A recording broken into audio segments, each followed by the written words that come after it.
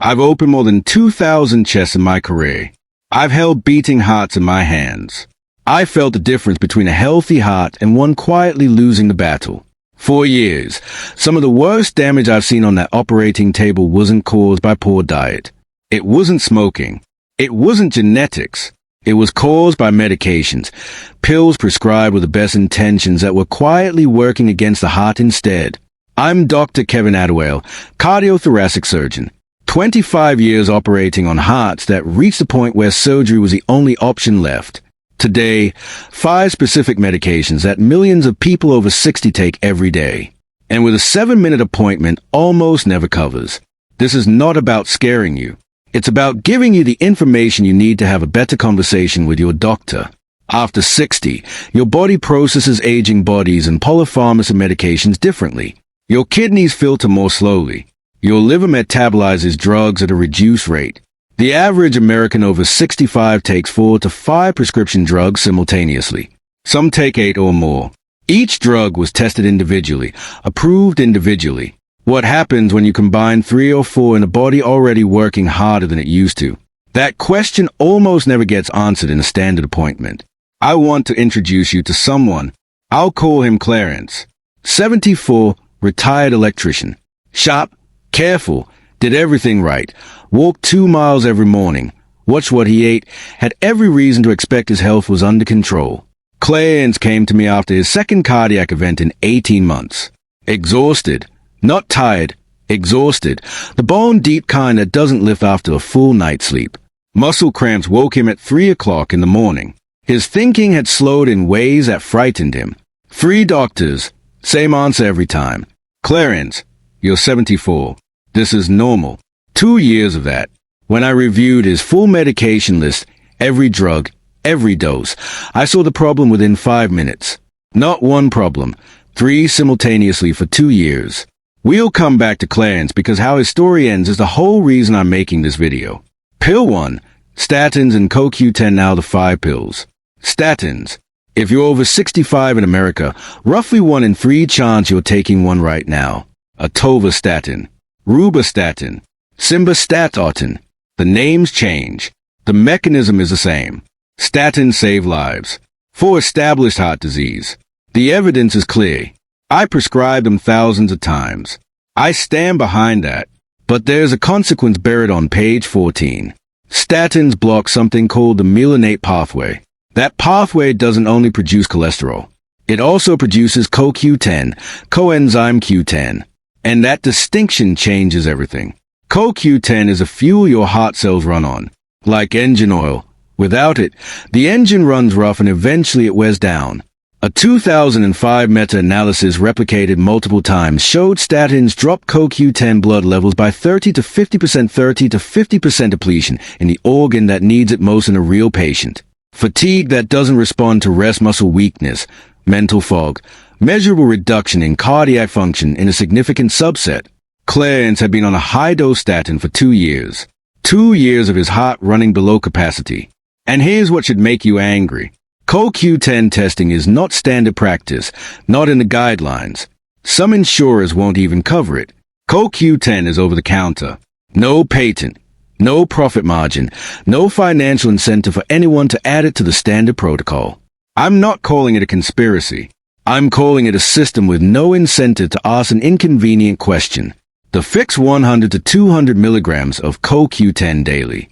The Q-Symbio trial showed measurable improvement in heart failure patients who supplemented it. Should I be supplementing CoQ10 alongside my statin? That's the question. Write it down before your next appointment. Not should I stop just pill 2, NSAIDs cardiac risk stat. Pill 2. This one surprises people. It doesn't look like a heart medication. And that's exactly why it's dangerous. Ibuprofen, naproxen, diclofenac. The NSAIDs over-the-counter, cheap in every medicine cabinet in America. Most people think ibuprofen reduces inflammation. Inflammation is bad for the heart, so it must be neutral at worst.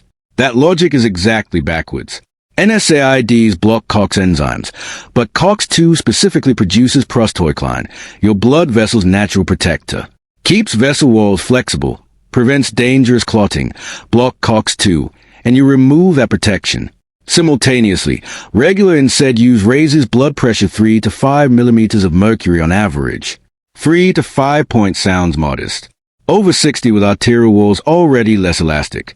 That chronic increase raises stroke risk in ways that accumulate over years. The FDA put a black box warning on NSAIDs in 2015, not just for stomach bleeding, specifically for heart attack and stroke on the label right now. Clarence was taking ibuprofen every single day for 2 years. His doctor knew. Nobody flagged the cardiac risk. For chronic joint pain, ask about topical NSAIDs.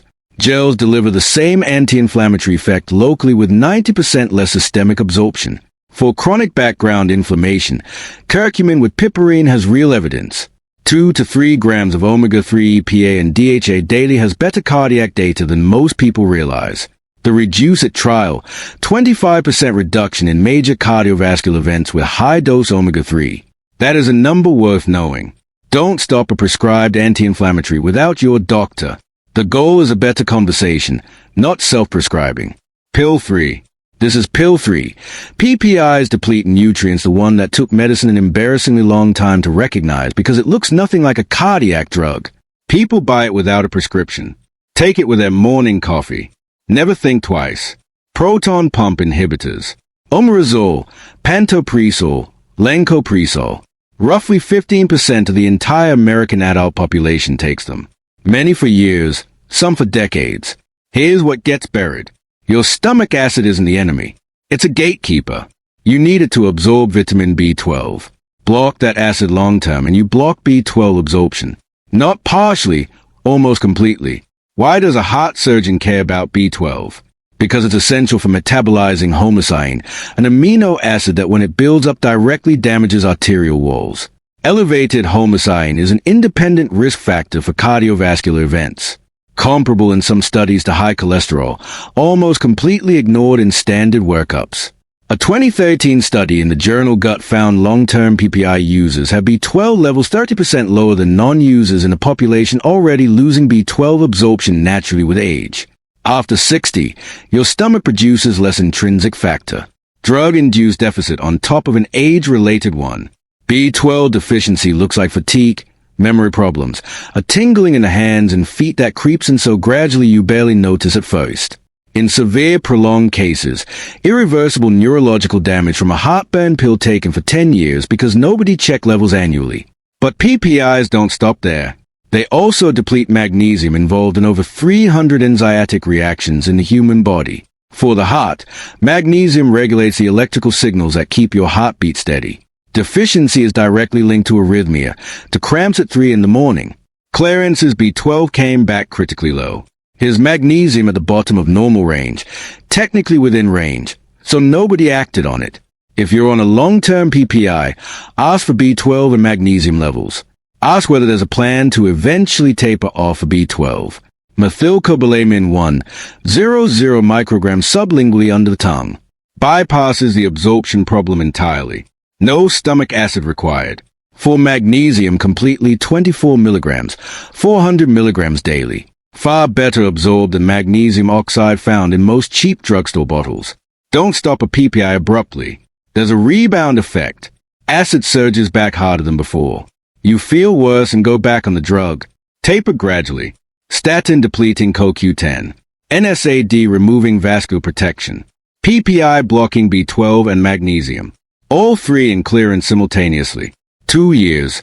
Nobody connected the dots. Each specialist saw their piece. Nobody asked what the combination was doing over time. 2 more pills. And these are where most physicians, myself included, had significant blind spots for years. Pill 4 involves a medication that prevents dangerous clots while quietly accelerating something I've seen with my own eyes on the operating table. And Pill 5, that one involves a recommendation I made myself for 15 years that the data now shows may have been wrong. I'll tell you exactly what I told my own patients when I finally understood what the data was saying. And it wasn't a comfortable conversation. Stay with me. Pills 4 and 5. Number 5 especially. That's the part that changed how I practice medicine. Pill 4, Warfarin. Around since the 1950s. Still one of the most prescribed anticoagulants in patients over 65. Atrial fibrillation, deep vein thrombosis, mechanical heart valves. Warfarin is standard care for millions, and it works. It prevents dangerous clots. It prevents strokes in AFib patients. I am not disputing that. But here's what the 7 in Newt appointment almost never covers. Warfarin works by blocking vitamin K. But there are 2 forms of vitamin K, and Warfarin cannot tell them apart. K2 activates a protein whose sole job is to prevent calcium from depositing in arterial walls and direct it toward bones instead. Without K2 activity, calcium drifts. It settles into vessel walls. Arteries become rigid and calcified like pipes slowly filling with mineral deposits. Warfarin blocks K2 right along with K1. So while it's preventing dangerous clots, it simultaneously removes the body's primary defense against arterial calcification. A 2019 study in the Journal of the American Heart Association long-term Warfarin users showed significantly accelerated coronary artery calcification compared to matched patients on newer anticoagulants in patients whose doctors were actively trying to protect their cardiovascular health. As a surgeon, I have seen what heavily calcified coronary arteries look like. The calcification makes everything harder.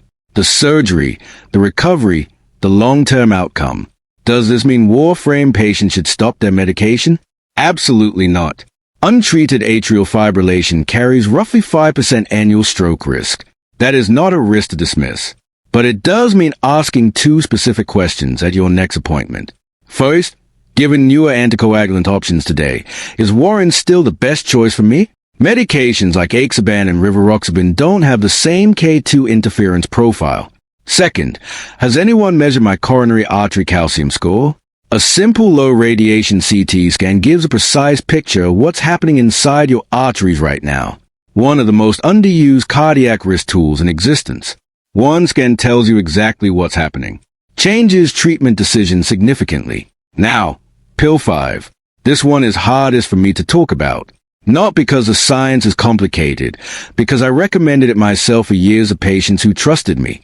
I recommended it confidently, and I was wrong. Calcium supplements. If you're a woman over 60, there's a good chance at least one doctor has told you to take calcium for your bones. 1,200 milligrams a day. Take it with food. So routine, it barely registers as a medical recommendation. It feels like common sense. In 2010, the British Medical Journal published a meta-analysis that stopped me cold when I first read it. 15 randomized control trials, nearly 12,000 patients, calcium supplementation, without K2 and D3, 30% increase in cardiovascular event risk, 30%. A room of 100 women faithfully taking their calcium supplement every morning because their doctor told them to. Roughly 30 of them may be meaningfully increasing their cardiac risk, while believing they are doing something healthy. The calcium paradox. Supplemental calcium without K2 and D3 enters the bloodstream as a sudden concentrated surge. Your body doesn't know where to put it all at once. And one place it ends up is arterial walls. Same calcification we discussed with Warfarin, but driven by the supplement itself. You take a pill to protect your bones. It calcifies arteries instead. Why haven't guidelines fully changed? Reversing a recommendation given to tens of millions of patients for 20 years is institutionally complicated. Liability questions. Industries built around calcium sales. Easier to add a quiet footnote than to say out loud, we got this wrong. The first 15 years of my practice, I recommended calcium to elderly female patients. Routinely, reflexively. 68-year-old woman with early bone density loss, calcium and vitamin D, 1,200 milligrams. Take it with food. Every time I was practicing exactly what I was taught. When I read that BMJ data, really sat with it. I thought about every patient. I said that to every woman taking that supplement every morning. I felt responsible, not guilty. I couldn't have known what I didn't know. Responsible for making sure the next patient gets the complete information. That is why this conversation matters. That is why I'm making this video. If you're on calcium supplements, don't stop abruptly, especially for documented bone density loss. But bring this question to your doctor. Should I be taking K2 and D3 alongside my calcium? For most patients, the evidence-based answer is yes. K2 is 7 Malawian kwacha's 100 micrograms daily. D3 minimum 2,000 IU. Some patients need considerably more based on blood levels and wherever possible dietary calcium first, dairy, leafy greens, small fish eaten with the bones, supplements to fill gaps, not as a primary source. I spent this video on what medications take away. Let me spend a few minutes on what genuine heart protection actually looks like after 60 because it's not complicated and most of it doesn't require prescription. Omega-3 fatty acids, 2 to 3 grams EPA and DHA daily, reduces triglycerides, lowers systemic inflammation, helps maintain vessel wall flexibility. Magnesium chelated form 400 milligrams daily. After 60 dietary intake drops while the body's demand stays constant. Supports heart rhythm, blood pressure, and sleep. Curcumin with piperine, genuine evidence for chronic cardiovascular inflammation, not ibuprofen, but for the background inflammation that silently drives cardiac risk over years. The data is compelling. Nattochena from fermented soybeans shown promise for healthy blood flow and reducing excess fibrin that contributes to clot formation. Taurine supports cardiac muscle function. Aged garlic extract has meaningful data for blood pressure and arterial flexibility, both with long safety records. None of these are magic. None replace medication where medication is necessary, but they represent what the body needs to run well and what gets crowded out. Now, the one thing I want you to do before your next appointment, write down every medication, every supplement, every dose. Then write 3 words at the top. What am I losing? Every drug has a trade-off. You deserve to know yours. Statins lower cholesterol and deplete CoQ10. PPIs suppress acid and block B12 and magnesium. Warfarin prevents clots and accelerates arterial calcification. Calcium supplement protect bones and in the wrong conditions hardened arteries. None of these trade-offs mean the medication is wrong for you. They mean the conversation is incomplete without them. And you deserve a complete conversation. Let me come back to Clarence. After reviewing his full list, I sat with him for 40 minutes. Not 7, 40. Every drug, every dose, every interaction. Then I made calls to his cardiologist, his GP. We built a plan together. CoQ10, 200 milligrams daily. His B12 came back critically low. Sublingual methylcobalamin started immediately. Chelated magnesium added. Daily ibuprofen switched to topical dichloroanac gel. Same anti-inflammatory. 90% less systemic exposure. GP worked on a gradual PPI taper K2 and D3 added alongside his existing calcium. Nothing dramatic, no new surgery, no pill for, warfarin and calcification breakthrough medication. We simply stopped depleting the things his heart needed to function and replaced them. That's all. 6 months later, Clarence called. He said, "Dr. Atowale, I feel like myself again." For the first time in 2 years, the exhaustion was gone. The 3 a.m. cramp stopped within the first month. Cardiac follow-up showed measurable improvement in heart function. His GP called me genuinely puzzled. The improvement didn't fit the expected trajectory. Nothing changed except the full picture finally being addressed. That is what shocks me most after 25 years. Not the complexity of what went wrong, the simplicity of what helped. A few targeted supplements, a medication swap, a 40-minute conversation that 3 previous appointments hadn't made room for. The medications on this list are not villains. The doctors who prescribe them are not negligent. The problem is a system that rewards a prescription. A system with no mechanism to reward the follow-up. No time for what is this combination quietly doing over the next 2 years. You cannot change the system today, but you can walk in with a list in 3 words at the top, and sometimes that is enough. If this resonated, share it with someone managing multiple medications, a parent, a spouse, a friend told their fatigue is part of getting older. It may not be. Everything I've discussed is grounded in published research and my clinical experience as a cardio-thoracic surgeon. Your situation is unique. Bring these questions to your physician before making any changes. This is the beginning of a conversation, not a substitute for one. Take care of your heart. It has been beating for you every second of your life without ever asking for a break. The least we can do is pay attention.